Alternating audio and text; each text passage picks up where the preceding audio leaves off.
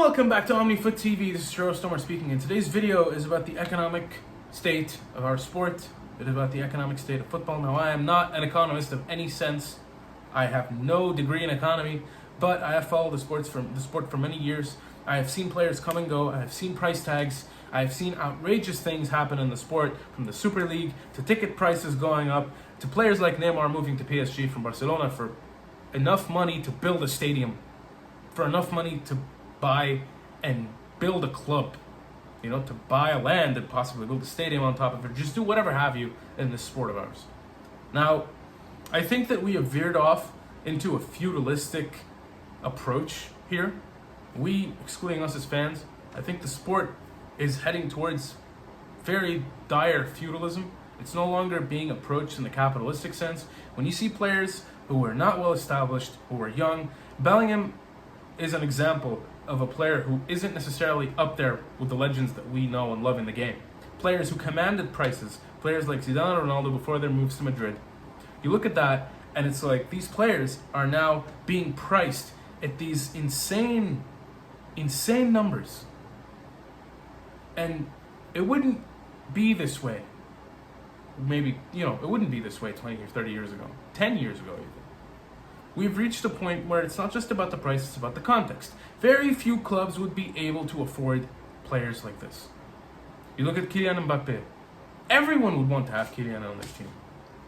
But it's not that there are going to be 5 or 6 clubs vying for a signature. It's probably going to be 2 or 3 if they're lucky. And that's not necessarily a good thing.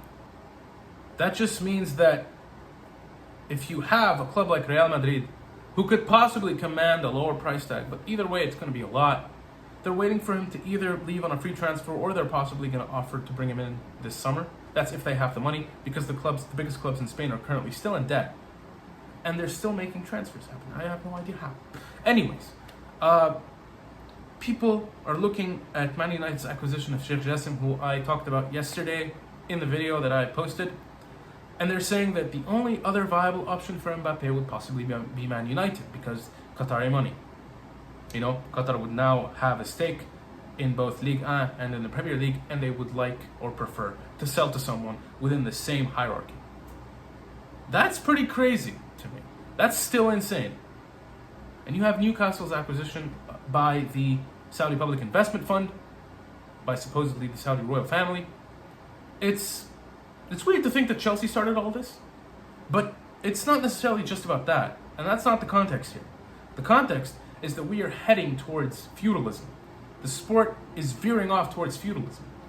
Prices of players keep going up. Are we going to see a £250,000 player at one point in time? I saw that question either posed on BT Sport or ESPN FC. I can't necessarily remember which it was, but so I'm not gonna confirm. But that question was posed, and it got me wondering, will we ever see a player go for 250 million? That is a war chest. That 10 years ago, less than 10 years ago, 20 years ago, would have been enough to buy an entire squad of players if you had sold everything that your club could have ever had at that point in time. That is enough money currently to buy and build a club and its stadium. That is enough money to do a lot of things in our sport. Probably a lot of things that I'm not aware of. And I still wonder how far this is going to go. It makes me a little anxious. I have not heard fans talk about this in a positive sense. And I don't think there is much of a positive approach to it. The football back in the day, if we're talking 70s, 80s, 90s, let's say 70s and 80s, more so 60s, let's go back then. It was a sport where the competition was always shifting. Nowadays, it's not necessarily that. And it's not like that everywhere. You have leagues like Serie A who have fallen off the radar in terms of their marketing, in terms of their viewerships, their broadcasting rights. The league doesn't have as much money as it used to be. It does not have the same pull factor. It doesn't have the same amount of financial stability. Spain is also not as equipped. And you look at England, and it's insane. Everyone wants a piece of the Premier League, but very few people are actually showing up in the rest of Europe's top 5 leagues.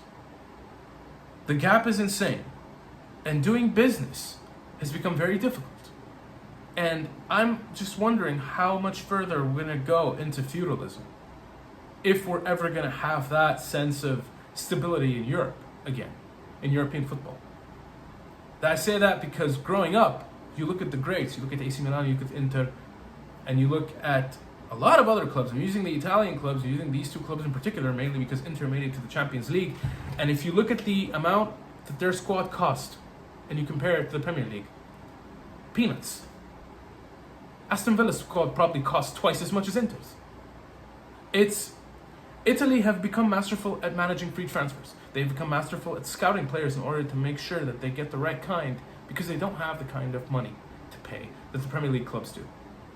And you have Spanish clubs like Madrid and Barcelona who are still getting away with making deals like this. I have no idea how. You know, it's insane. It is insane. And it only means that going forward, we won't necessarily see the same kind of flexibility. We won't see the same amount of competition. The sport somehow keeps being or maintaining its resilience despite the financial edge that a lot of clubs have had.